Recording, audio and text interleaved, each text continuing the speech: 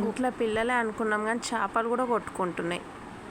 అగోగో ఆ gold fish అదే చిన్నగా ఉంది, అట్ లాస్ట్ ఫిష్ అదే అందరి దగ్గరకు వస్తుంది.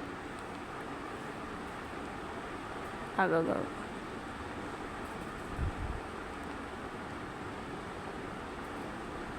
మళ్ళీ బ్లాక్ ఫిష్లోనే అంటుంది అది.